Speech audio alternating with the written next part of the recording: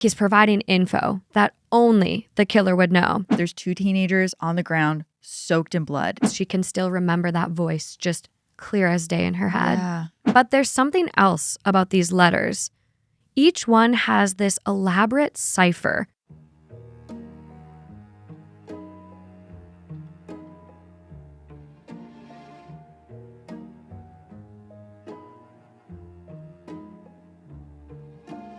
Hi, welcome to Clues, where we sneak past the crime scene tape to explore the key evidence behind some of the most gripping true crime cases. And these aren't just ordinary cases. They're complex puzzles where forensic science, investigative techniques, and sheer grit collide in order to uncover the truth and deliver justice. I'm Kaelyn Moore, and I'll be digging deeper into the timelines, the backstories, and the court files released for these cases. And I'm your internet sleuth, Morgan Absher. I'm going to be the one diving into some of the Reddit forums and talking about the lesser-known details and pulling at those threads that add up, or don't. Today, we're talking about one of the most mysterious killers in history.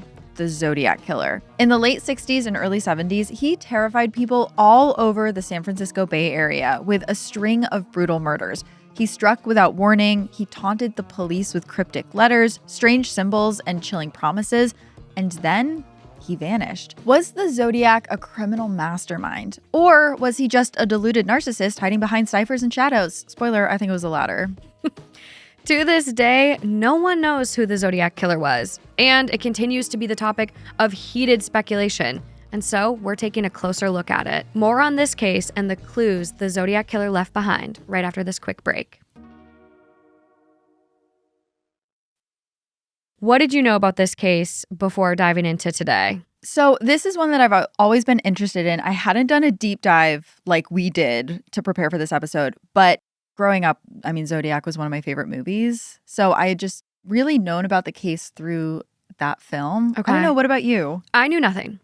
And that's going to be a common theme for me, you guys. Like, I really get into these cases when we add them to our list and I go ham, I go into the subreddits. But I had like briefly heard, Zodiac in the same way that Golden State was mentioned. But I really didn't know anything about this case.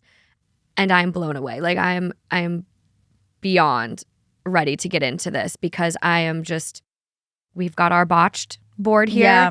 And I am ready to make some tally marks and get into the details of this one. Totally. I think this is a case where everyone has heard of the Zodiac Killer. I would say he's probably like a household name.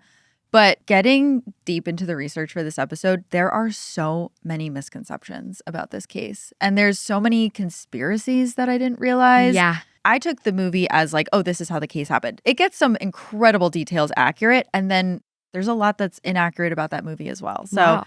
There's just so much that I learned. I'm excited to kind of break that down for everyone listening. We're going to get deep into some of the misconceptions about the case. I'm ready. Should we dive in? Yeah, let's dive in with our, what are we saying, Cluesers? Our Cluminati? Ooh, did we lock one in? I don't know. Vote for whichever one you guys This will think. be the one. Yeah. This will be the comments. I scour through for what name you guys want to go by. And let's see. I do like Cluminati. Yeah, I like Cluminati too. And after going to the Beyonce concert, the triangles, I was like, oh, she's really embracing this conspiracy She's really theory. leaning into the Illuminati in this show. Yeah, they're coming out. So maybe the Cluminati, maybe that's it, the sleuthers. But we're going to put it to you guys. So this is the episode. Make your votes. Okay, let's get into this. All right. And before we do, just a quick reminder for anyone who's watching this episode on YouTube, you're going to see some photos that'll help you visualize a couple different elements of the case.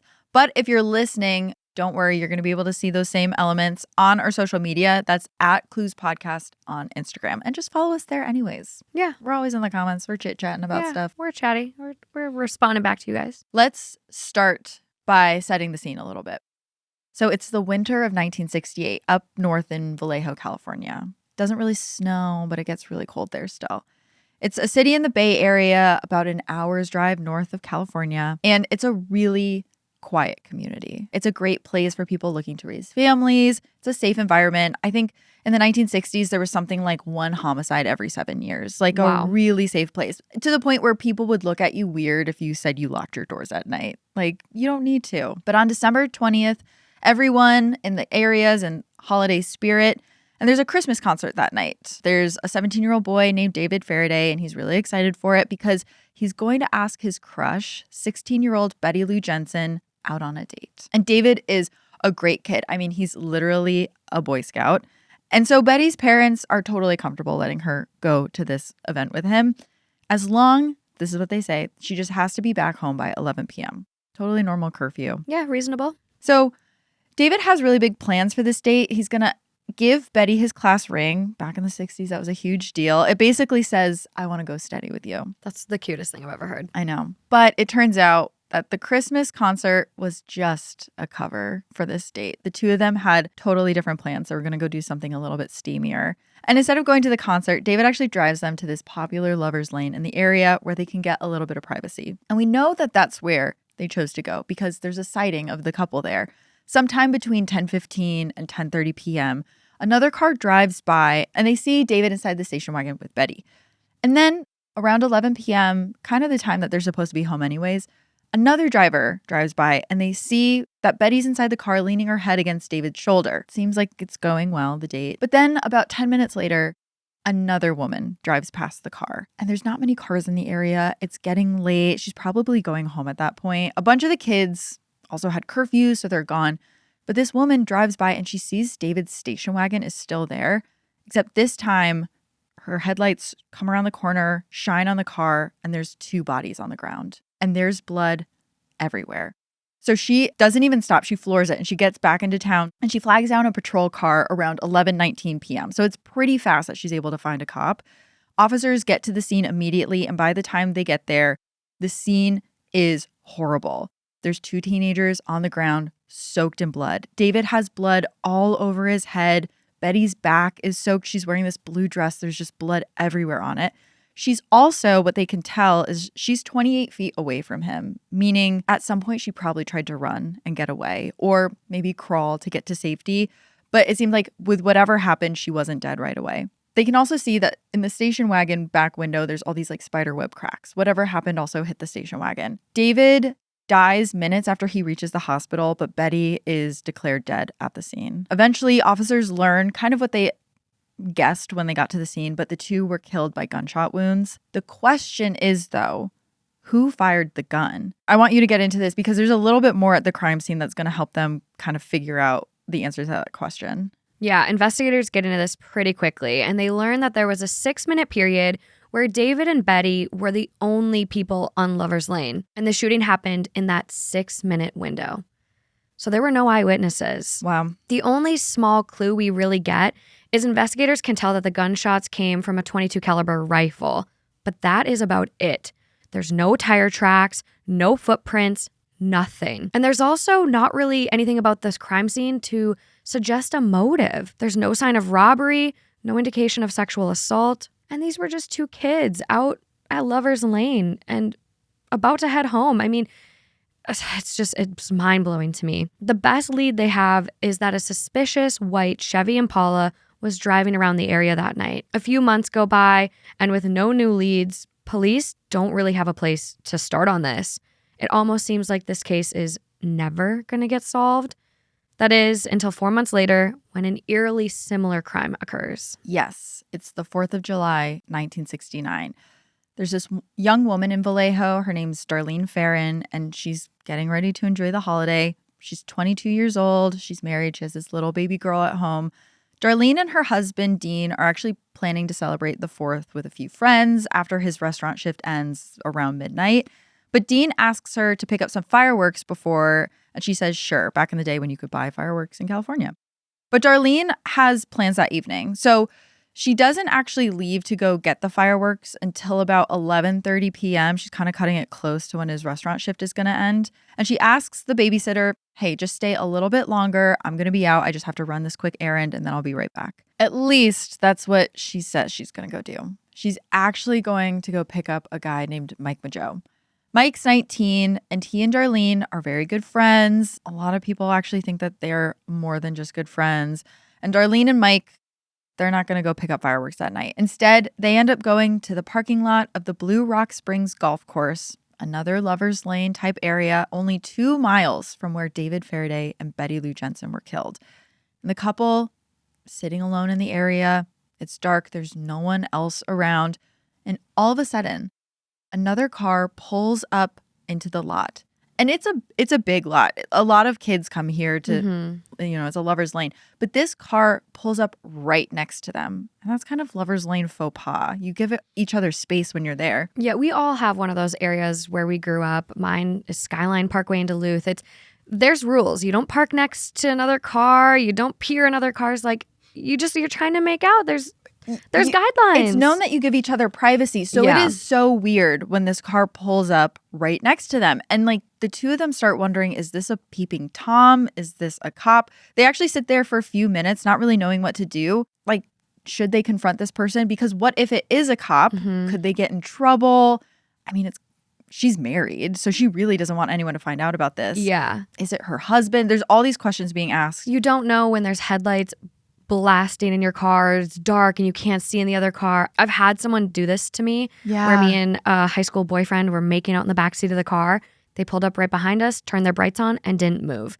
And you know it's not a coincidence. And you feel how scary it is. So I can imagine they were confused and panicked. Right, they can't see anything. And so after a couple minutes, the other driver does speed off and they both kind of exhale, like that was a close call, but maybe that person got confused or they thought they were somewhere else and they just drove off. They kind of get back to talking, whatever. And 5 minutes later, the car turns back around and comes back, and it does the same thing again. It parks really close to Darlene's car, but this time the driver gets out and he shines this big, heavy flashlight at them. And that's when Mike is like, okay, this is definitely a cop, like jig is up. So he starts going for his ID, thinking, let me at least get my ID out for this guy. But the next thing he knows, the stranger has a gun pointed at him and just starts shooting directly into Darlene's car. Both of them are hit. Mike is hit basically from the head down, just like 5 bullets into like head, arm, leg, all the way down. And one of the bullets actually goes through his jaw, hits Darlene, and kills her. Darlene is not moving when Mike looks over at her, and Mike is barely hanging on to dear life. And he ends up being able to crawl back into the passenger seat. He opens the door and just spills out onto the pavement, lying there in total agony. And thankfully, a group of teenagers pull into the lot just a few minutes later and they offer to go help. It's the same thing where it was just like this short period of time where there was no one else in the parking lot. And immediately after that, this group of teenagers comes through. It's like whoever did this knew. They must have been watching because it was just this short window. And tragically, Darlene does not survive this attack. But unlike Bettye and David, there is a survivor in this story, Mike. He's able to get out of the car, get help just in time to survive. And he was able to get a pretty good look at the person who approached the car. And when he's strong enough to talk to the police, he's able to give them a bunch of details about that night, which leads us to a clue. Yeah, we now have a description of this attacker. According to Mike, the attacker was a white male on the stockier side, about 5'8" and 200 pounds. He actually says he has a little bit of a pot belly. He also had short brown hair, almost like a military style cut, and a big face, though Mike couldn't make out any specific details on his face. The light in his face was like obscuring everything. It's hard to see. But detectives actually had another detail about this killer, and that came from none other than the killer himself. He actually called the Vallejo police a half hour or so after the attack that night, and here's what he said. Quote, "I want to report a murder. If you will go 1 mile east on Columbus Parkway to the public park, you will find kids in a brown car. They were shot with a 9mm Luger. I also killed those kids last year. Goodbye." And I remember reading like a really spooky detail about that call because it was the secretary at the police that answered the phone. And she said when he said goodbye, it was more like, goodbye. Like he sang it to her, which was just so specific and weird. And it like, even to this day, really freaked her out. Eerie. No, I've seen interviews with her somewhat recently, and she feels she can still remember that voice just clear as day in her head. Yeah. Unfortunately, though, he hangs up rather quickly after that, so she's not able to ask him any questions. And the whole thing was totally unexpected, right? Like, he just randomly called. It's not like the police get this on a daily basis with people who commit crimes. So They weren't able to record it either. But now they know what he looks like and they have an idea what he sounds like. Beyond that, though, the evidence is still super thin. Like I said, they weren't able to record it, but they were able to trace it back to a payphone. And this payphone was actually about 1 mile away from the police station. But the caller was long gone by the time they got there, and there was no evidence left behind. So the police are pretty much grasping at straws at this point. They look into a few of Darlene's friends, but nobody really matches the description or feels like a possible suspect. So it feels like this case is also heading towards going cold. Until about a month later, on Friday, August 1st, when the killer takes on a whole new dimension. On Friday, August 1st, we get our second clue, when 3 different newspapers in the Bay Area receive identical copies of the exact same letter. Just like the phone call, the writer claims to be the one who killed David Faraday, Bettye Lou Jensen, and Darlene Ferrin. He even gives some information to prove he's legitimate, he's the real deal. He's providing info that only the killer would know. He provides info on the type of ammo that were used in these murders, how many times the victims were shot, and even how the bodies looked after he killed them. But there's something else about these letters. Each one has this elaborate cipher, basically a secret message written in random symbols. And again, you guys will see these pictures on YouTube and on our social media. The symbols alone make this just feel so creepy. They're terrifying. I literally have the chills just like envisioning it in my head. And along with this, the author claims that the secret message contains the answer to his identity. And there's a threat. He says that if the papers don't print the cipher and his letter by that afternoon, he will start killing people one by one until they do. And he doesn't sign his name. Of course not, right? That'd be too easy. It's right there in the cipher for you guys. But he does leave one strange symbol, a circle with a cross through it. It's like a target. It's like when you're aiming on a gun. That's exactly what it looks like. That crosshair. The sniper symbol, a lot of people call it. So naturally, the newspaper editors are really freaked out by this. They don't want blood on their hands. So they decide to publish the letter and the cipher over the weekend. In the meantime, the police are calling the writer's bluff.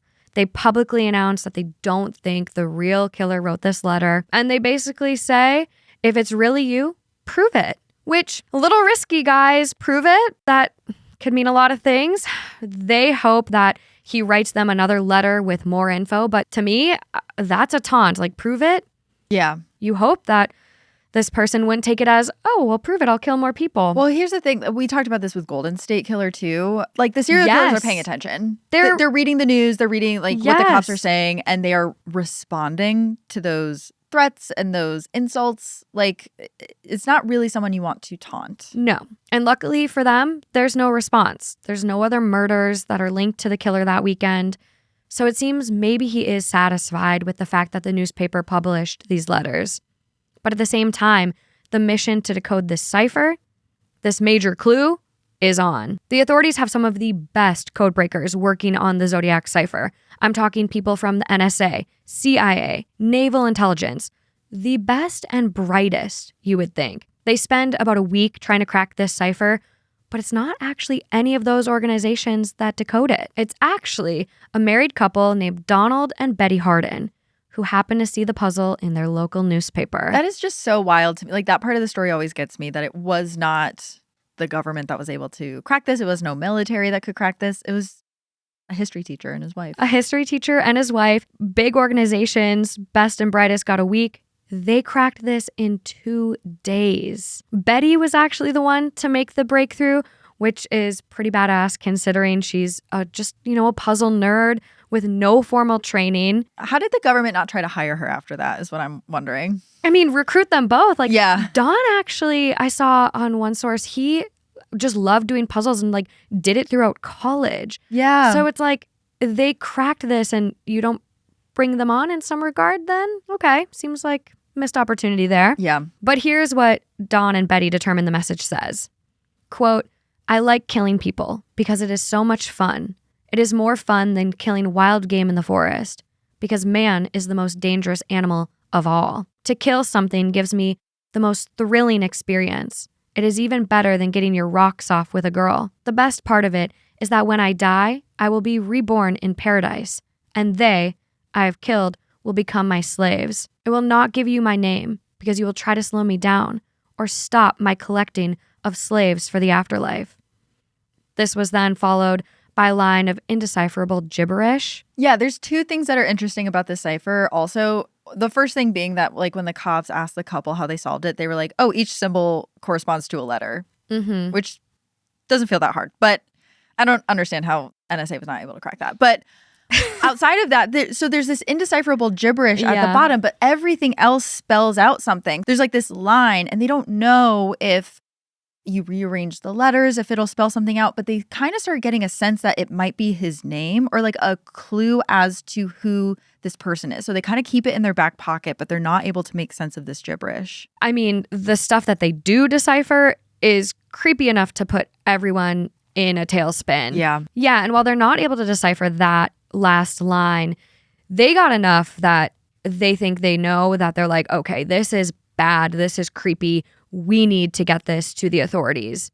So Donald actually calls the San Francisco Chronicle pretty much immediately after cracking this. And get this, they brush him off. They've actually been getting hundreds of people calling, and they don't want to hear answers over the phone. So they tell the Hardens to mail in their solution, and the police will check it out when they can. The clock is ticking at this point. Yeah, they're just telling him to use USPS. Snail mail? Yeah. We're gonna resort to snail mail. We'll get it in 3 weeks and then we'll check it out. I mean, snail mail nowadays is tough. It takes so long. Back then, the thing is too, the Hardens are the only ones that get this right. They're the only ones able to decipher it. It does take a few days to get it to police. And then it takes a few days for naval intelligence to actually verify it. And before the cipher can be verified, the killer writes another letter to newspapers, which arrives on August 7th. And this time, he introduces himself. He begins with the now iconic phrase, quote, "This is the Zodiac speaking." The letter is way too long for us to read here. We would need days with me reading it. But again, it has a ton of details that only the killer would know. Again, proving he is legitimate. The letter goes on to describe how he shot Darlene and Mike through the passenger side window and how Mike managed to jump into the back seat. And he explained that he killed his first victims, David and Bettye Lou, with a gun that had a flashlight taped to it.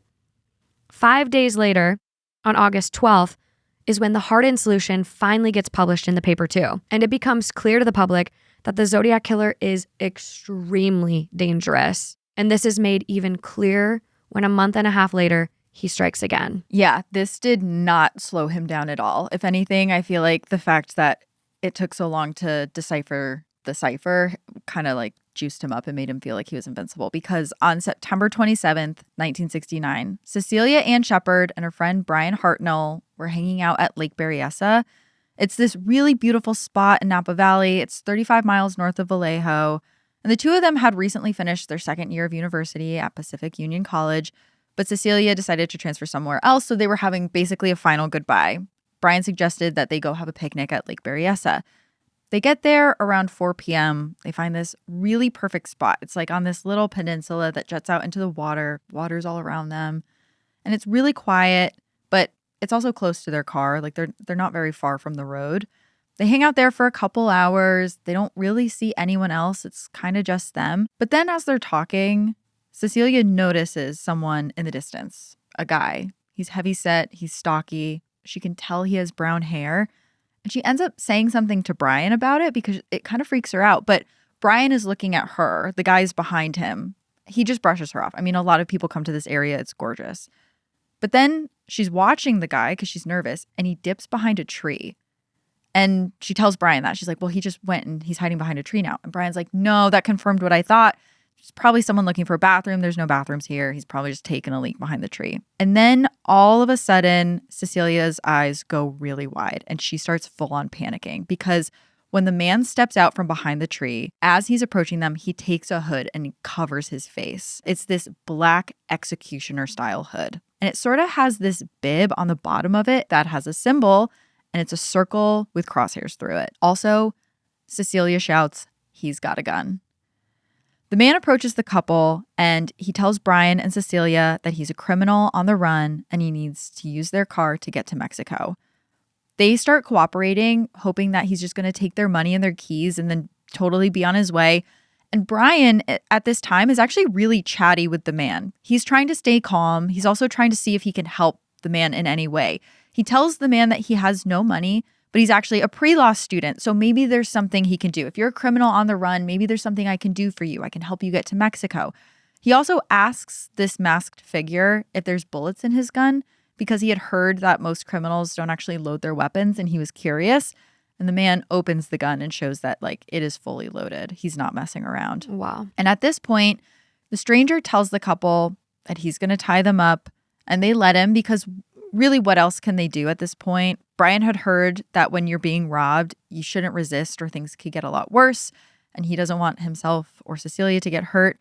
And Bryan even said that at that point, the thing he was the most scared of in that moment was the fact that if they got tied up, they might be left there overnight and it would be pretty cold. But then, when they're not expecting it at all, the man pulls out a knife after they've been tied up and are left on the ground, and he starts stabbing the couple repeatedly. And then he heads back towards the cars and he drives away. But after this happens, Bryan and Cecilia are still alive. They did not die from their wounds immediately. And luckily, kind of by chance, this man is fishing out on the lake and he hears them moaning in agony. Bryan was actually strong enough to get up and stand on the shore to like call out to see if there's any boats. This man sees him and he actually goes away in his boat. He keeps going past Bryan. So Bryan thinks like, oh my God, we're cooked. Like that's all I have strength for, really. Turns out the guy was going to get a phone so that he could call 911. Not that long later, a park ranger comes and is able to help them. Thank God.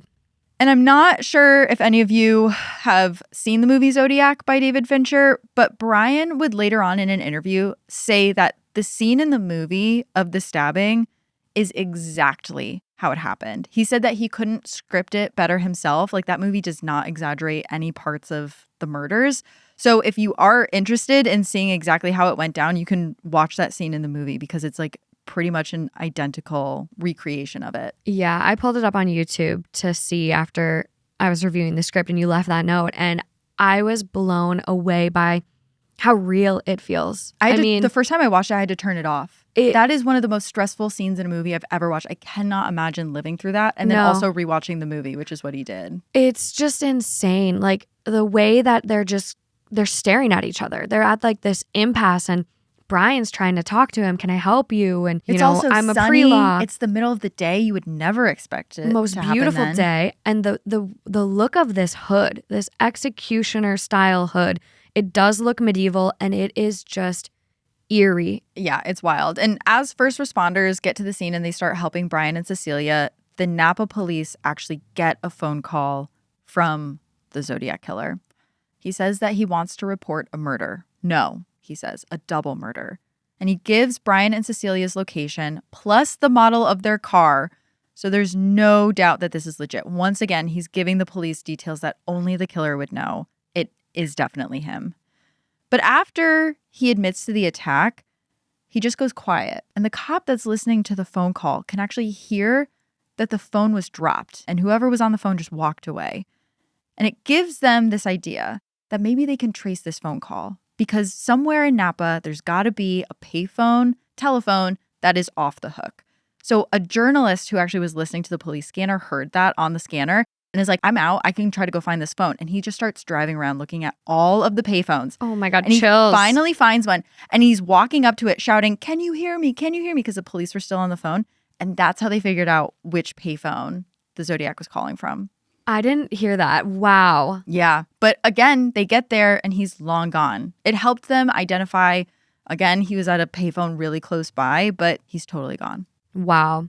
Because he does find this phone that's off the hook, this is where we could have maybe gotten one of our bigger clues in this case, because they actually found a clear palm print on the phone receiver.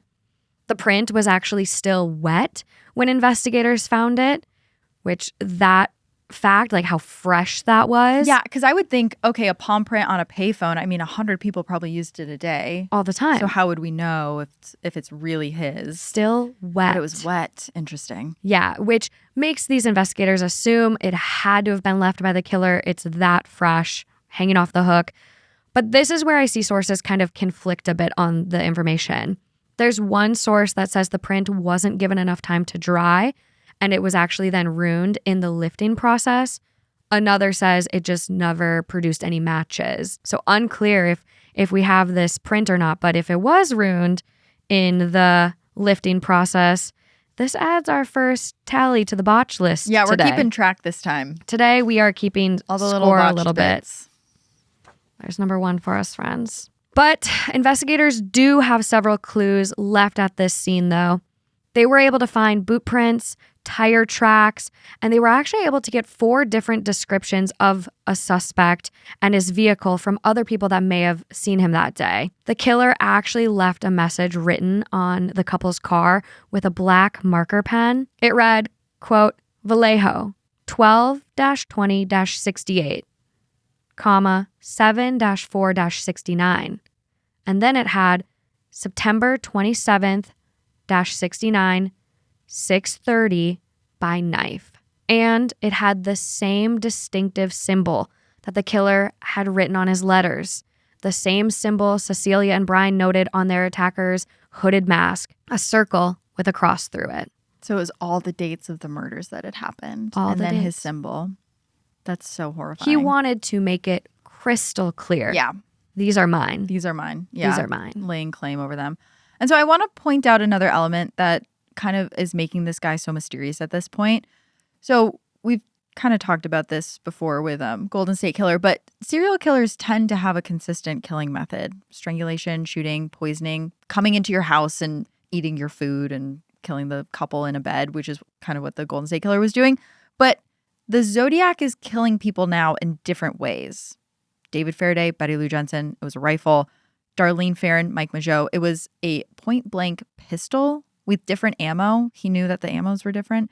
And now he had stabbed people. Unfortunately, Cecilia doesn't survive the attack, but she was alive for long enough after the attack that police could talk to her, and she does remember a crucial detail.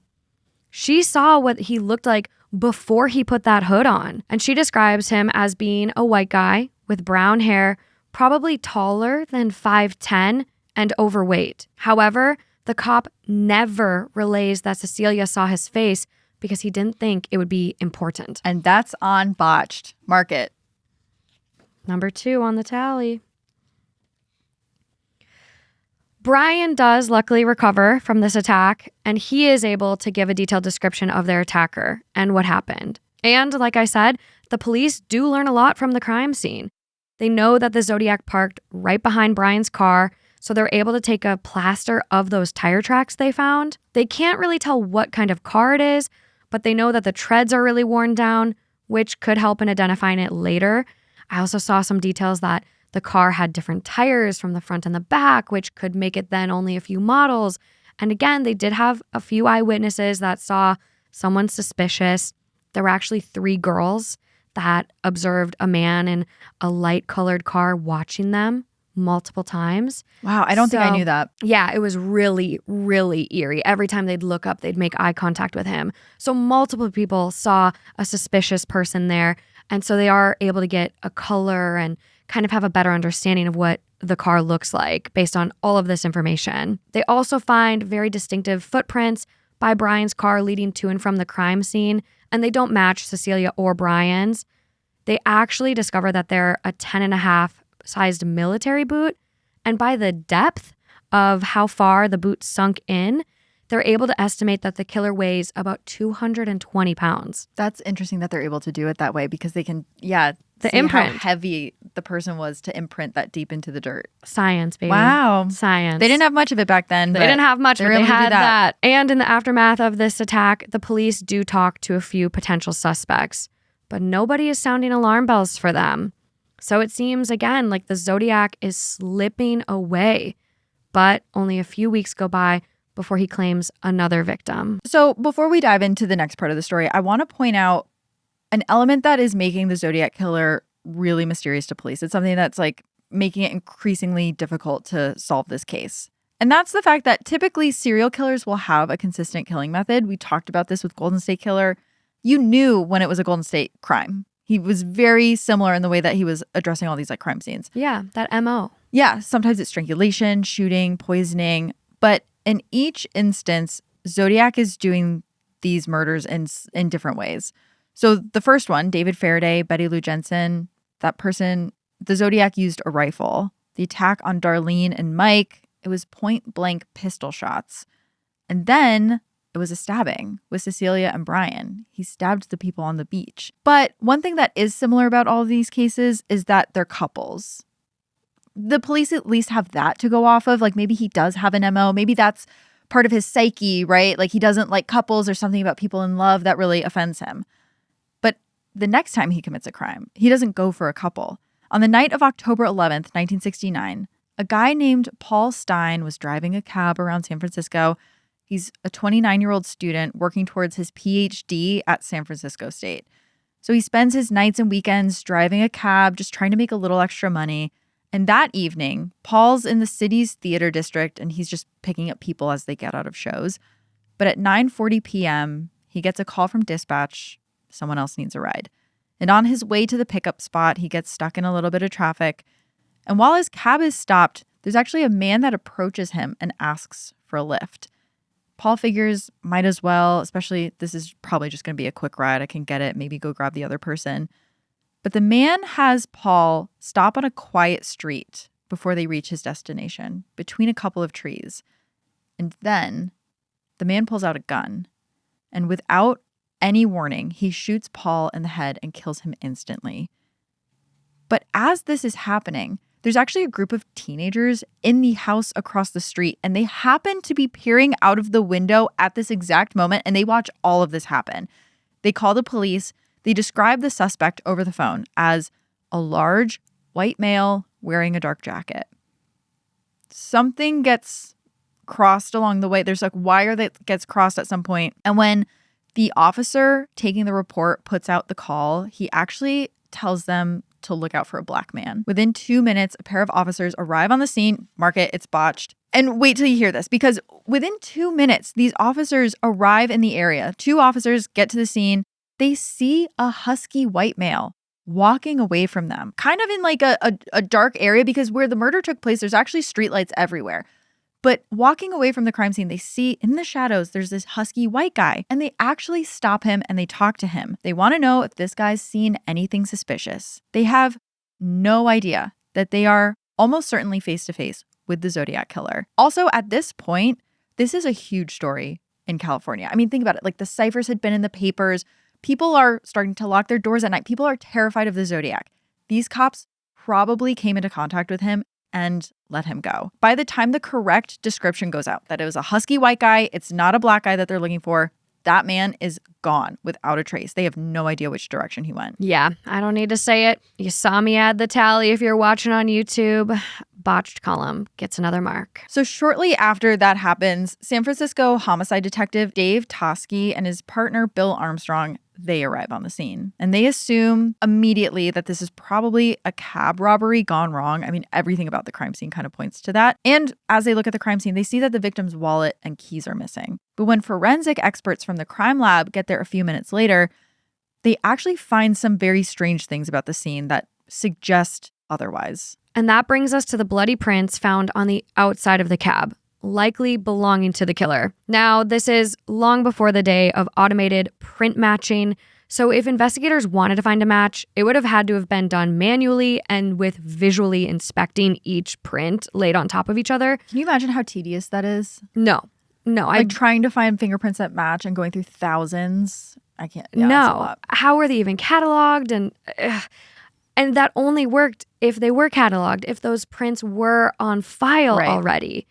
And obviously, this is a long shot. We all hear how this sounds, right? But this is still such a valuable asset to have if they can get a killer. It helps them ID and really corroborate that they were at this scene and did this.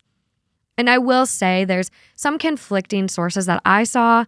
I know, Kaelyn, in your research, you came across palm print on the cab. Yeah, I'd always seen that it was a palm print and that the Zodiac said either on the phone or in a letter that he always wore gloves or like a finger caps. Yeah, finger caps. Yeah, and that was really interesting. And so I saw in some sources that they did find bloody fingerprints. So a little conflicting, and even more so conflicting when we get this additional info after detectives talk to the teenagers that witnessed this whole thing. So the kids are able to give detectives a more detailed description of the killer, and they also describe his behavior afterwards. They say he's about 5'8" and stocky, between 25 and 30 years old, with a reddish blonde crew cut, and he was wearing glasses. I will say this is a little bit different than everyone else saying he had brown hair. When you Google Zodiac Killer, the sketch police drew from this is one of the most common images that actually pops up. And again, you will see it, but it's even the main image on his Wikipedia article. And except for the hair color, it's basically in line with all of the other descriptions of the Zodiac so far. I mean, reddish blonde is not so far from light brown. And it's dark. There's like a street lamp across. I agree. You know, it's easy to get your color off a little bit. Yeah. But this next part is something that really interests me in this case, and something that the subreddit on it goes in on a lot. The teenagers actually say that they observed the killer wiping down parts of the car's interior, places like the dash. They also saw him going to the exterior front doors, and they say he was leaning over the victim and kind of like, they couldn't really tell what he was doing, but definitely like leaning over the victim and almost rummaging him a little bit. But because this crime is so unlike the others, the police don't even make the connection between this and the Zodiac's other crimes, at least not until he makes it crystal clear for them. On October 15th, 1969, 4 days after Paul Stine was killed, the San Francisco Chronicle runs the newest installment of the Zodiac Killer's letters, right on the front page. In this recent letter, to prove that he really was responsible for Paul's murder, he includes a piece of Paul's bloody shirt. So that's what he was doing in the front seat over the victim. That is cutting out a piece. Probably what those teenagers observed. He takes credit for killing Paul, brags that the police could have caught him if they had properly searched the area. And the most chilling part of the letter, though, is how it ends. The Zodiac says, quote, "School children make nice targets. I think I shall wipe out a school bus some morning. Just shoot out the front tire and then pick off the kiddies as they come bouncing off," which of course sends people into even more of a full-blown panic, because at this point, nobody knows what the Zodiac is capable of. He is going to insane degrees of crime, and he keeps changing his MO. So unpredictable. Who's to say that he won't go after children? Completely unpredictable and clearly off his rocker. So thankfully, the Zodiac doesn't follow through on that threat. But a couple weeks later, on November 10th, 1969, the San Francisco Chronicle receives 2 more letters from him. And there are some interesting developments. The first letter is accompanied by a brand new cipher. This one has 340 characters, and it becomes known as the 340 cipher. It is a lot harder to solve, to the point where no one can crack it. It's absolutely not getting solved. And it's not like the last time where 2 people reading the newspaper, 2 hobbyist cipher crackers figure it out. This one actually took 51 years to solve, and it was only recently cracked in 2020. And it took a computer program to do it. It was these like amateur code breakers again, but they were plugging it into the computer, this like computer program to solve it. It was these people named David Orenchak, who was a software developer in Virginia, Jarl van Eck, who's a Belgian computer programmer, and Sam Blake, who's an Australian mathematician. Even when this is solved, it really doesn't offer much useful information that would have helped the investigation. It's just another like taunting letter. I just want to say too, I want to make a note here on the cipher. When they solved the cipher, they realized that it was not hard to solve because this guy was a genius mastermind. No, he did the cipher wrong. And he spelled a lot of words incorrectly. God. So even as they were trying to make the cipher work, they were like, well, paradise is spelled wrong. So he would spell things like Paradice. And he also just like wouldn't follow that. He would start a pattern and he didn't finish the pattern. He would like change it. So some people are like, oh my God, it took 51 years to solve a cipher. Yeah, if anyone just like invents a random cipher, it's going to take forever to crack. So just wanted to make a note of that. It has nothing to do with his like genius. No, it's just the fact that it's nonsensical. Yes, but it's actually the second letter that he sends that gets a lot of people talking, because in that, the Zodiac claimed that he had killed 7 people so far. However, police only knew of 5 confirmed victims. Remember, it was David and Betty Lou, Darlene and Cecilia, and Paul Stine. It's possible that the Zodiac was counting Bryan and Mike. Remember the 2 guys that survived the attacks? Maybe he didn't know their status at that point, so he was counting them as 7. But the police start to worry that maybe there's actually more people out there. And so they start looking into this unsolved case from August of 1969 when these 2 teenage girls were stabbed to death. That would mean the Zodiac Killer murdered in July, August, September, and October of that year. However, they are able to quickly rule out that it was not him that did that crime. The case would go on to be solved a couple of years later. Also, he liked to claim his kills. Like, he liked to tell the police exactly which ones were his. So because he hadn't done that, maybe they also started thinking he wasn't responsible for that one. Ultimately, the consensus at the time seems to be that the Zodiac started taking credit for more kills to make himself seem more intimidating. I could see it. And there's also something else to these letters that we haven't really talked about yet, and that's that the Zodiac says he's not going to take credit for any more murders. He says that he's going to make them seem like robberies gone wrong, accidents, basically random killings, like he did with Paul Stine. Crimes that nobody would know if it were him if he didn't admit to doing so. Maybe he was a little bit worried that he was getting close to being caught. I mean, the Zodiac admits in one letter that he spoke face-to-face with 2 police officers after killing Paul Stine, but there's definitely reason to still be worried about him, because the Zodiac claims in those letters as well that he's now built a massive bomb. He even describes for police how he made it. Obviously, the police have to take that threat seriously as well, but for the next month and a half, he's pretty quiet. He's not contacting police the amount that he was before. It's possible that the Zodiac was true to his word, and any other crimes he committed, he disguised so that the police wouldn't know it was him, so they looked totally random. But police eventually do get another letter, and that hints at something else. And they start to think that maybe he was looking for a way out. The Zodiac wrote this letter on December 20th, 1970, the 1-year anniversary of when he murdered David Faraday and Betty Lou Jensen.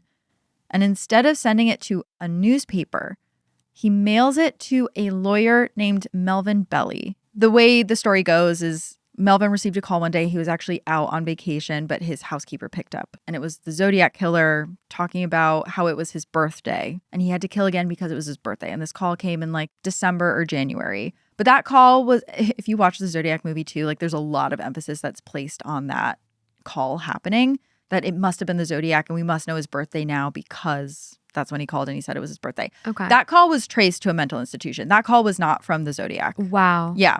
So you can disregard that when it comes to like, oh, do we have his birthday? But Melvin does get a letter from the Zodiac.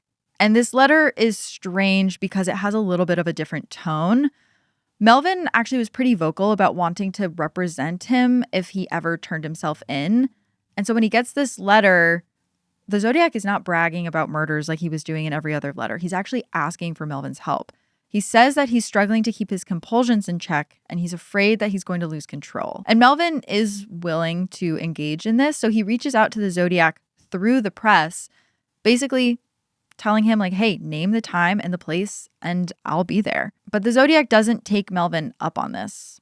Instead, he goes quiet again, and then 3 months later, he resurfaces, and again, it's kind of in this different way. On March 22nd, 1970, he reportedly kidnaps a 22-year-old woman named Kathleen Johns and her 10-month-old daughter.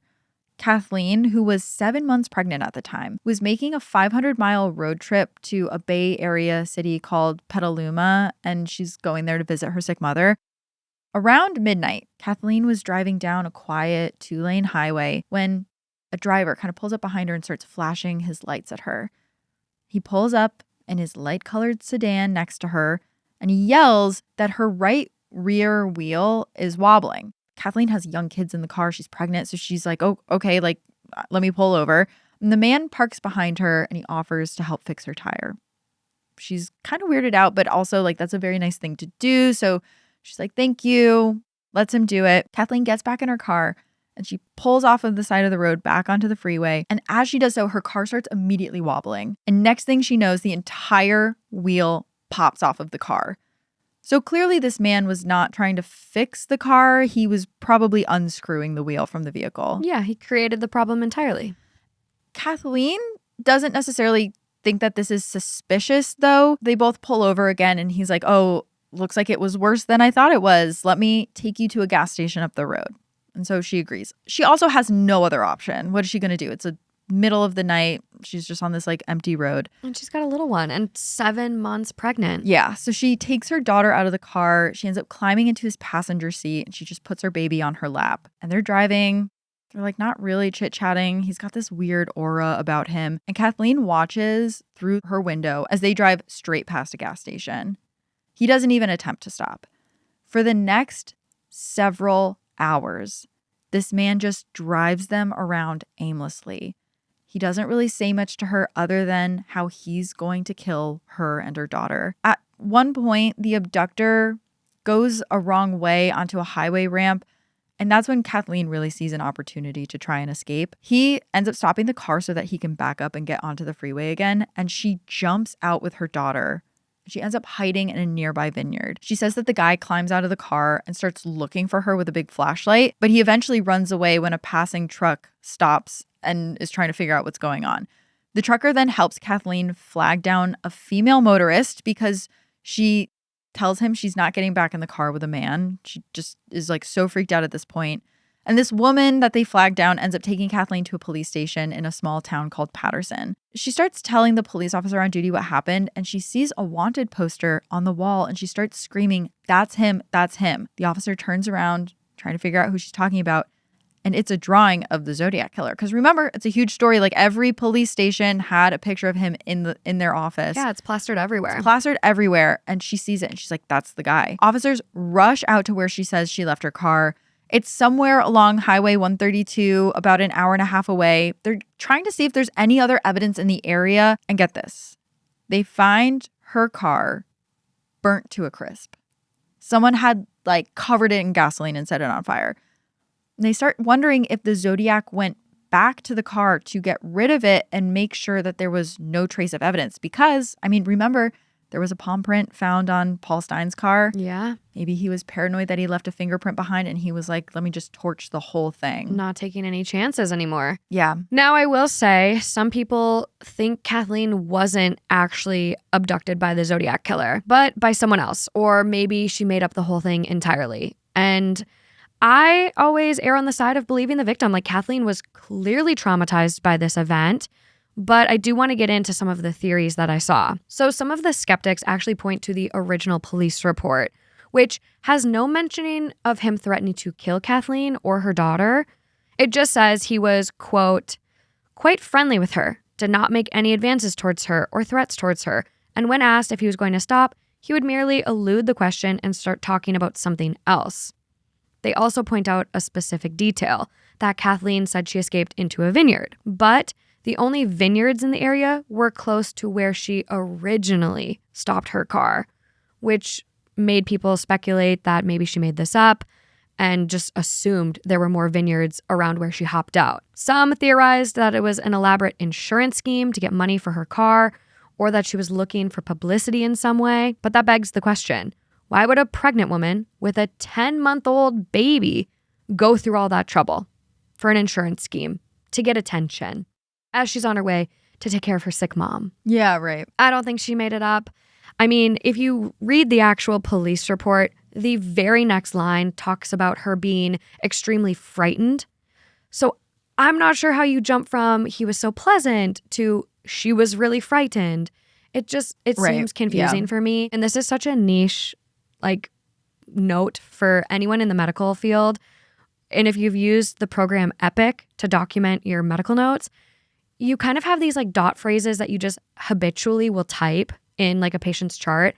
And I was almost questioning, myself. And I'm like, maybe the officer just had a continuous phrase. He would kind of be like, non-threatening, wasn't eluding anything. And maybe that's how that got in. I don't know. Regardless, I don't think she made this up. I'm way more inclined to go with the next theory, which is that maybe the Zodiac just couldn't go through it. He was clearly driving around for an extended period of time, kind of didn't know what his next move seemingly was, and maybe killing this pregnant woman and her little baby was just a step too far for even him. Kathleen was so scared, so traumatized. She jumped out of a car into a ditch, 7 months pregnant. Me personally, if I had just broken down a little ways back and there were vineyards, I'm going to assume any ditch and greenery could be a vineyard. Yeah, it's also dark. Yeah. I'm not going to be like, oh my God, no, this is a field with wheat. Like, she was so scared. Yeah. And we know trauma and all of that can change people's memories and recollection in their brain. So I'm going to give Kathleen the benefit of the doubt here. And if that isn't enough for you, well, the Zodiac Killer does come forward and take credit for this kidnapping. But we know he was taking credit for a lot of stuff that he maybe didn't do. We do. So the Zodiac Killer writes another letter to the San Francisco Chronicle a few months after Kathleen's kidnapping in July 1970. He confesses to it, and he doesn't offer many details that could confirm this too, which I think is really interesting. Right, because normally he has all this information that only the killer would know, but in this one, he doesn't really offer any of that information that only he would know. Mm-hmm. And obviously, all of these previous letters have been published, so at this point, how are we deciphering, is this Zodiac or is this someone taunting the press? Right. And he basically just says, yeah, I did it. No other details. And so some do really speculate, like this is just another one that he's taking credit for to get more attention, or people are starting to toy with the press and kind of the fact that they've enabled all of this by publishing all these letters. And after that, the Zodiac goes quiet for a few months. And then with Halloween approaching, he decides to get a lot more personal. He writes to the San Francisco Chronicle's lead reporter, Paul Avery. Avery has covered the Zodiac Killer a lot, but he doesn't exactly seem intimidated by him. In one article from the year before, Avery actually called the Zodiac Killer, quote, a clumsy criminal, a liar, and possibly a latent homosexual. I read that he called him a latent homosexual because he talked to a criminologist that said the way the Zodiac held the knife at the Lake Berryessa stabbing was indicative he was struggling with his manhood. Okay. And Paul Avery, who was kind of known of like wanting to sell newspapers, just kind of writing the most salacious story so he could sell newspapers, was like, print it, send it out. And then also, after this happened, when the Zodiac wrote a letter basically threatening Paul Avery, reporters around San Francisco started wearing pins that said, I am not Paul Avery, in case they were out and the Zodiac saw them so that he would know. And Paul Avery started wearing those buttons as well. Paul, you did this. I know. You can't taunt these people. No, I would have been wearing one of these buttons too. And as you said, like Avery does start to take him a lot more seriously after this because of this direct threat on his life. This message is printed in the newspaper and it's picked up all over the country, and it actually leads to a massive development in this case because the story catches the attention of an anonymous reader down in Riverside, California, hundreds of miles away from where the Zodiac has been killing his victims. And this reader tells Avery to look into a murder, one that happened back in October of 1966, and it's one that he believes was the Zodiac's first real kill. So the victim that reporter Paul Avery is looking into was named Cheri Jo Bates. She was an 18-year-old Riverside City College student who had been killed in 1966. She was popular, she was really pretty, she had these striking blue eyes and blonde hair, and her dream was to be an airline stewardess, which we talked about back in the day. You had to be very beautiful and very single to be a stewardess. On the afternoon of October 30th, 1966, Cheri goes to the library to study. She gets there around 6 p.m., but she never makes it home that night. And the next morning, she's actually found dead in an alleyway near the library, less than 100 feet from her car. She had been viciously beaten and then stabbed to death. But Cheri fought back, which gave investigators this crucial evidence to examine because they discovered skin and hair were underneath her fingernails. And forensics revealed that to belong to a brown-haired white man. There were also footprints in the area. They were between the sizes of 8 and 10, and they were from a military-grade shoe. Nobody in the area saw this crime happen firsthand, but a few witnesses believed they heard a woman scream sometime between 10:15 and 10:30 the night before. But even though the police talked to 75 people in the area within 24 hours of Cheri's murder, they just cannot find a good suspect. However, a month after Cheri's murder, the Riverside Press Enterprise newspaper and the police department get something really interesting, a letter. And here's some excerpts from that letter. He says, "She was young and beautiful, but now she's battered and dead. She is not the first, she will not be the last. I am not sick, I am insane, but that will not stop the game." And one thing that's interesting here is he refers to it as the game. And in the first cipher, he referred to humans as the most dangerous animal. That's actually a reference to The Most Dangerous Game, the book. And that kind of became a clue too, that whoever was doing this was referencing that specific piece of literature. So he sends a letter and he also refers to it as a game. And that really gets police starting to think that maybe this is related to the Zodiac. It's eerily similar. Yeah, Paul Avery looks into this and he decides it sounds a heck of a lot like the Zodiac Killer. So on November 15th, 1970, Avery, in true Avery fashion, he writes a big story about it. Again, he was kind of known to want to sell newspapers. So basically every update that was coming in about the Zodiac, he was writing a big paper on, but he really believed that he had found a connection. He doesn't really contact the police about this, though, which is interesting. He just goes straight into writing the story. He was doing his own investigative work. It, in some ways, kind of botches the investigation because you can mark this as another botched. tally. Because there's just not a lot of cross-referencing going on. And that's always been a problem in this case, right? Is reporters and police and different precincts not talking to each other. That and you are giving away your cards. Yeah. You have this info. You might have this connection. You might have this evidence that could lead you to someone. And you're telling him wide out in the open, here you are, not connecting it to the police. So you don't know what damage that could be doing. And this is someone who loves to take credit for murders. So he writes this paper and there's no reaction from the Zodiac Killer, at least not immediately. But 5 months later, on March 13th, 1971, he sends a letter to the LA Times. In this letter, he takes credit for what he calls his, quote, Riverside activity. But similar to the case of Kathleen getting into the car with him, he doesn't have any information that was not published in the newspapers. He doesn't have anything that only the killer would know. And so it's still kind of up in the air as to if that was one that he actually committed or if it's just one that he wanted to take credit for to kind of add to this demented ego he had. So in July of 1971, it's not that the case is going cold, but there's just not any leads to follow on who this guy could be. But this guy named Don Cheney actually contacts the police in Torrance, California, which is just south of LA. And he wants to talk to them about the Zodiac Killer. So the police go and they meet him in person.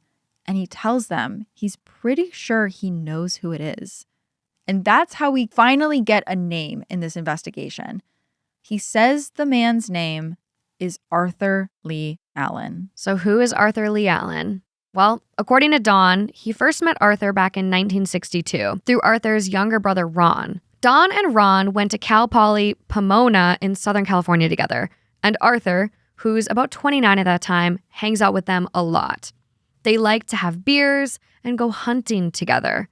They all end up living in the Bay Area in the late 60s, specifically Vallejo. And as a reminder, this is where the Zodiac's first two confirmed attacks were, on December 20th, 1968, and on July 4th, 1969. And just a couple of weeks after that first attack, right around New Year's Day, 1971, Don went to go hang out with Arthur at his apartment. Don notes that Arthur is a big fan of science fiction. And when he goes there that day, Don notices that Arthur has a sci-fi magazine on the table. But it's flipped open to a particular story. One called The Man from Zodiac. At the time, it didn't really mean a whole lot to Don, since the killer wouldn't refer to himself as the Zodiac Killer until later that year, but the image really stuck in Don's mind. Because Arthur was also acting really strange that day. He had recently been fired from his job as a teacher and was talking about a career change. He wanted to become a private investigator. Don points out to Arthur that, hey, you have zero experience, and you don't really have a network to draw from either. But Arthur said, that doesn't really matter, because he can create his own cases. Specifically, he says he'll go after victims at night, using a flashlight attached to a gun barrel, and he'll pick victims at random to really throw police off. Mind you, This was 12 days after the attack on David Faraday and Bettye Jensen, so the story would have been all over the news, especially locally. So it is totally possible that Arthur just saw the headlines and was picking out details from that. Except he takes this all a step further and adds something else. One detail that wouldn't be widely known until much later. Arthur says he would also write strange letters to confuse the police even more. And this little detail, and he would sign them Zodiac. And you guys are like, what? That's not all. Arthur also talks about going after children by shooting the tires off a school bus and killing them as they came, quote, bouncing out, which is the same language the Zodiac Killer would later use. On top of that, Arthur apparently showed Dawn a watch he had just gotten. The name of the brand? Zodiac. And its symbol is the same one the Zodiac Killer used to sign his letters, a circle with a cross inside. That gunshot, yeah. So the cops start thinking that Dawn is onto something, and detectives down in Southern California pass the word on to Dave Toschi and Bill Armstrong, the San Francisco homicide detectives who've been investigating Zodiac since the Paul Stine murder.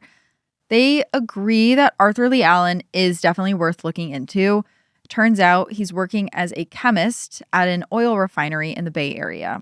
Didn't end up being a private investigator. So they get in touch with an officer in the Vallejo Police Department named Jack Mullinax, and he's been working on the Zodiac case too. Mullinax decides to look Arthur up. Turns out he matches the Zodiac's physical descriptions as well, but he's a bit taller. He's around 6 foot rather than 5'8". But remember, that's how tall Cecilia Shephard estimated him to be. He's also around 230 to 240 pounds, which is slightly heavier than people estimated him to be. But he's a white male with light brown hair and brown eyes. He's 37 years old. Most people estimated that the Zodiac was around 40. He's definitely close enough to warrant a further investigation. So on August 4th, 1971, Toschi, Armstrong, and Mullinax decide to drop in on Arthur at work. And as soon as they're face to face with Arthur, the detectives are shocked because he looks exactly like how they imagined Zodiac would look. And they get to talking. Arthur ends up telling them that he's already been questioned as a potential suspect in the Zodiac cases. And it was after the attack on Cecilia Shephard and Bryan Hartnell at Lake Berryessa on September 27th, 1969. At that time, he kind of slipped through the cracks because it seemed like he had a pretty solid alibi. He said that he liked to go skin diving. Basically, it's scuba diving without an air tank. And he was at a place called Salt Point State Park that day, which is 90 miles from Lake Berryessa. So he's like, that couldn't have been me. I was too far away. Plus, he said that he had talked to his neighbor when he got home, which was around 4 p.m. before the murder had taken place. However, even before the police ask, Arthur says, well, that neighbor's dead, so you can't talk to them. They died, actually get this, a week after the murder took place. Of course they did. And there's no way at this point to verify that alibi. Also, like I mentioned, he's kind of like giving up all this information without the police really asking him. So they're kind of sitting in silence, and Arthur goes, oh, also, I had some bloody knives on me in the car that day, and they were from a chicken that I had killed. No. And I feel all of this combined, the fact they didn't verify his alibi, the fact that he had bloody knives in his car, this deserves one tally. You can mark right? it as botched. I'm like, yeah, it not looking into him more. It deserves one, at least. Well, get this, because Arthur also admits to being in Riverside in 1966, which is when Cheri Jo Bates was killed. And as they're interviewing him, they notice that he's also wearing that Zodiac brand watch that Don Cheney mentioned, a watch that is kind of famously used for skin diving. Like when I went on the Zodiac website to look at their watches, they literally have a watch called the Skin Diver. And this is all very suspicious, but it's not enough to make an arrest. It might just be a ton of coincidences. But now they're able to look into him a little bit more, that they're revisiting him as a suspect. So over the next year, they decide they're going to still follow a couple other leads. Like there's just not really enough on Arthur to arrest him, even though they do want to follow that lead a little bit further. They end up looking into 100 other suspects. And even though all of these other people's names come up, like really no one has enough going for them that like it's definitely them. And then in September of 1972, which is over a year after they talked to Arthur at the refinery, his name comes back up because, get this, his own brother, Ron, asks the investigators to look into him some more. And that's kind of all the prodding that the police need. Like, at this point, you have so many people who are close to this person calling and being like, you have to look into them more. Like, this is getting too weird. Close friend and now brother. So on September 14th, they finally get a warrant to search Arthur's trailer where he's currently living in Santa Rosa. When the police arrive, the property manager actually says that they just missed him. But still, they're able to get into the trailer and they look around. And they find a lot of disturbing stuff in this trailer. There's dissected squirrels and other dead animals in the freezer, which actually he was going to school for biology at the time, and he did have permission from the state to dissect animals. And so they found that permission. I didn't realize you need permission. It's actually good thing that you need permission to dissect animals, just actually. This, God, you guys, my face this whole time as Kaelyn's been saying this, like, we all know, like, one of the more traditional signs is people that hurt animals, and it's like, are these actually the squirrels you got from the biolab, or where'd they come from, Arthur? Yeah. Also in this trailer, there's a collection of sadomasochistic pornography, but this is still not enough clues that incriminate him, basically. Mm-hmm. And it's frustrating for the investigators. After about 45 minutes of searching, they still don't really have enough to get him on anything. Arthur comes home. They take his fingerprints. They have him do a handwriting sample too, because they have all of these letters that the Zodiac wrote. So they have all these handwriting samples that they can compare to, but it's not a match. Like, nothing he gives them is a match with anything collected from the crime scenes or the letters. So they leave without making an arrest. That handwriting sample, obviously a big part of this case. And you all know the Reddit sub on this one has a lot to say about it. They do. Arthur actually gets his own little acronym. A lot of the online sleuths call him ALA. And there's a lot of people that actually question his handwriting. Some think it does look similar to the Zodiac's, but it's different enough that experts don't think it's the same person. But you have to wonder, like, did he disguise this? You know, me, in my rational head, I would assume that he'd be smart enough to change his handwriting if police come knocking on his door and, hey, can you give us a sample? Like, you know that all of these letters have been published. It's common knowledge. Well, also after he gave the handwriting sample, the police checked in with either his brother or friend, I can't remember who, and they were like, yeah, sorry, we looked into him, the handwriting didn't match. And they go, well, you know he's ambidextrous, right? Exactly. Did they go back and get another one with the other hand? They did, and it also didn't match. I think he's faking it. Another really interesting point in this is people note that Arthur actually lived only 150 yards from the restaurant where one of the victims, Darlene Ferrin, worked.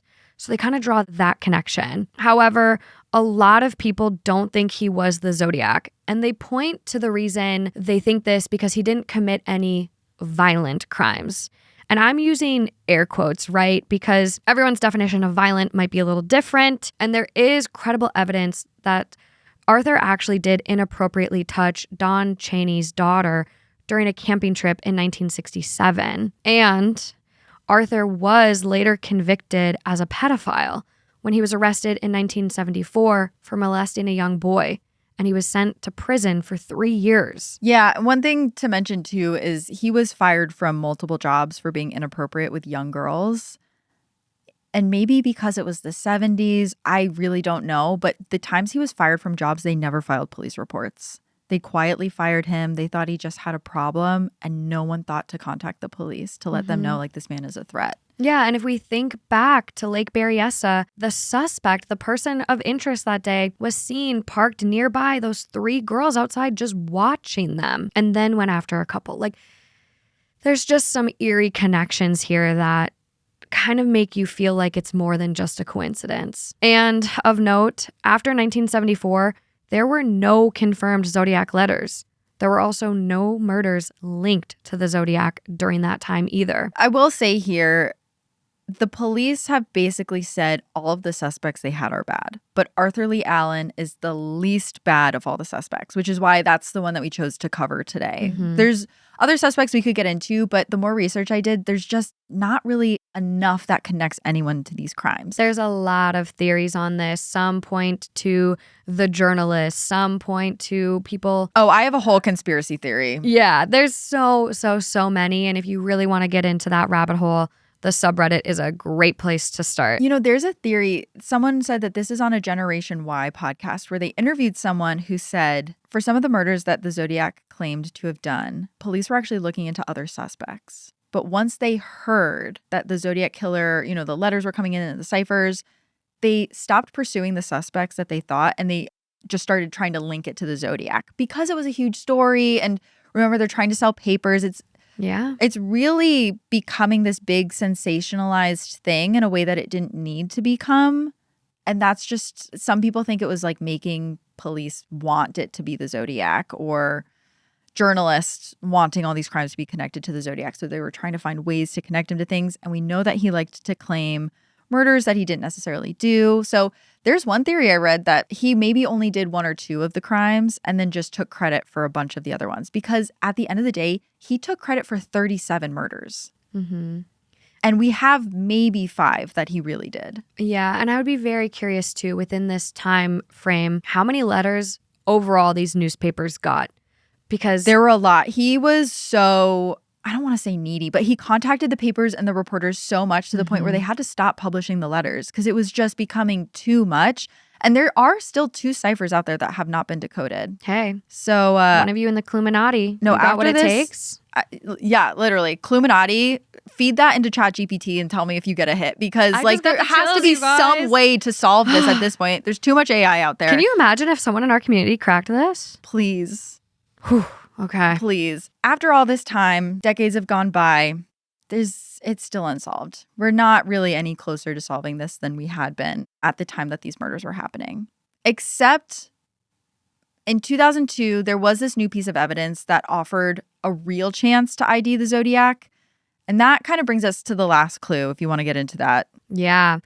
They were able to get a partial DNA sample from a stamp that the Zodiac attached to his letter back on November 11th, 1969. And while Arthur Leigh Allen had died by then, he actually passed away in 1992 from a heart attack, they still had a sample of his DNA on file. The San Francisco Police Department's crime lab tested it, and it came back negative. Negative. So it's been pointed out that the DNA sample wasn't really a complete profile. You know, a bunch of people had touched that letter. Maybe it came from someone else. Yeah. They weren't even 100% sure that it was the Zodiac's DNA. But even with that, Arthur Leigh Allen was ruled out as a suspect. The police never came close to anyone else. Arthur was really the only person ever publicly named as a suspect in the Zodiac killings. Over the years, they looked into 2,500 people. They were even considering like Ted Bundy, Charles Manson, the Unabomber. Like they were just trying to link it to anyone or just see if any of these people could be suspects. There was also a lot of average people they were looking into as well. People who were in the wrong place at the wrong time of other murders. People who bore a resemblance to the description of the Zodiac Killer. Again, overweight white guy. Like there's so many people that just like fall into that category.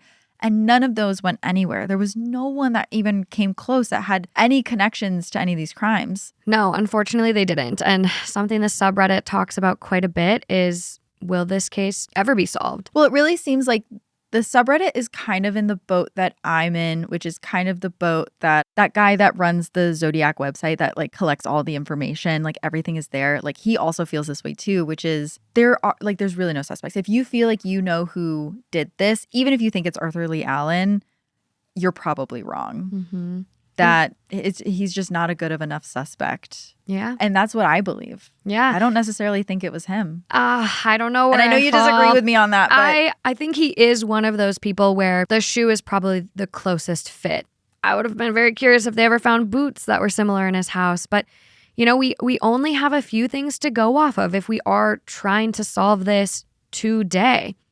Clue number 1, the appearance, you know, the description from multiple victims and people who saw a suspect in the area on the day, during the time, you know, all of that. And then clue number 2, those letters and ciphers. Yeah, unfortunately, it doesn't really look like the Zodiac actually revealed his identity from the ciphers. People have tried to look for hidden messages in them. They haven't really found anything. Like I said, there are 2 that are unsolved until the Cluminati gets on that. But like his name could be in either of those. We just don't know at this point. The letters gave some insight into his personality, but there's not really enough information in them to narrow in on any suspects. And when it came to Arthur Leigh Allen, there also wasn't a match for handwriting. But there is something that I wanted to bring up here, because even though I don't think it was Arthur Leigh Allen, this is one piece of evidence that I cannot explain away. Yeah, try though.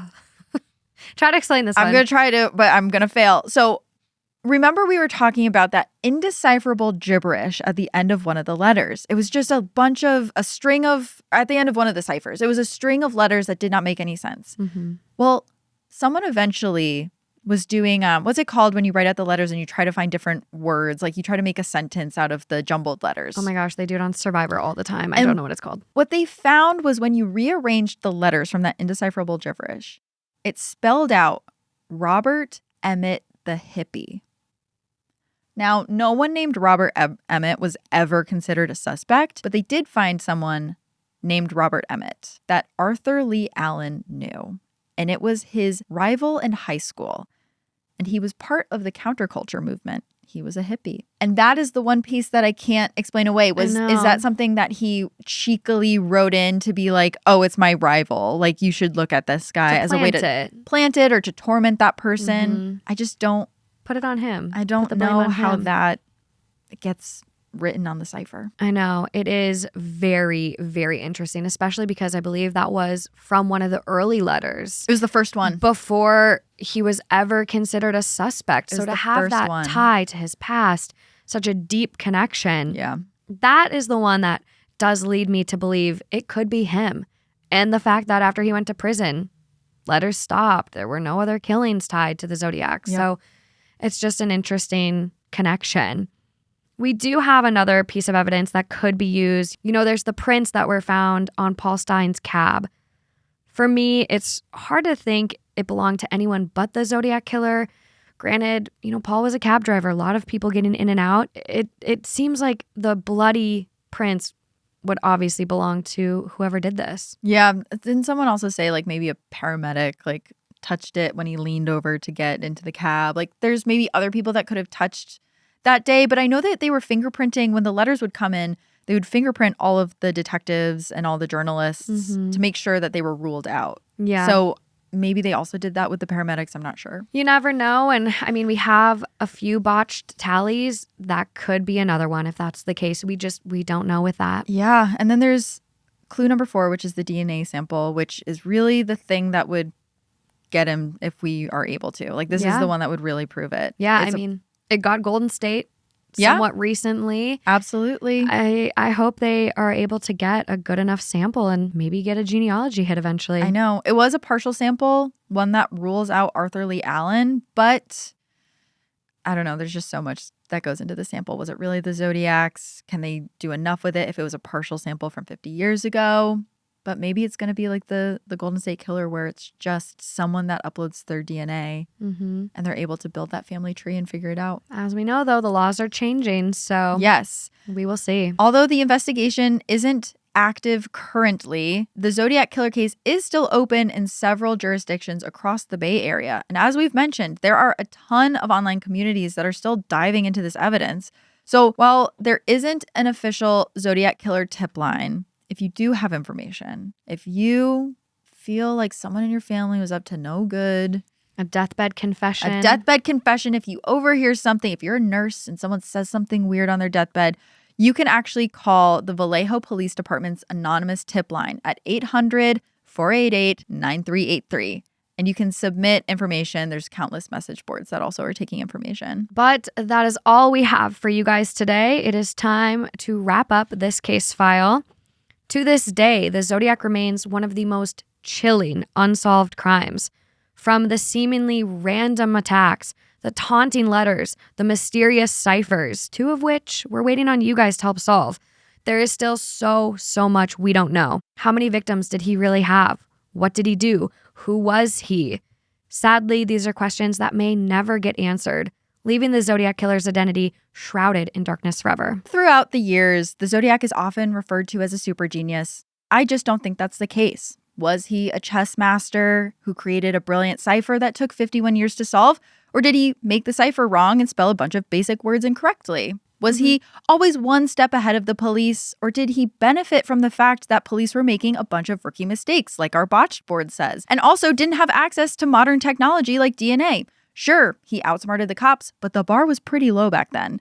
The Zodiac Killer did all of this for attention and fame. He did this so that we would remember him on podcasts years later as being the scariest serial killer of all time. And I have no interest in perpetuating that version of him. No. I would argue that the Zodiac Killer was not an apex predator, but instead a cowardly narcissist, and had cops and reporters not allowed him to turn the investigation into a theater performance, he would probably have been remembered, like Paul Avery said, for being a clumsy criminal and a liar. Do I need to get not Kaelyn Moore buttons made? And if you have any questions, I'm not Kaelyn Moore. And that's it for this episode of Clues. We hope you enjoyed unraveling this case with us. And as always, we want to hear from you. Once you crack that cipher, please message us on Instagram. Your thoughts, your theories, your feedback, all of that is what makes this community so special.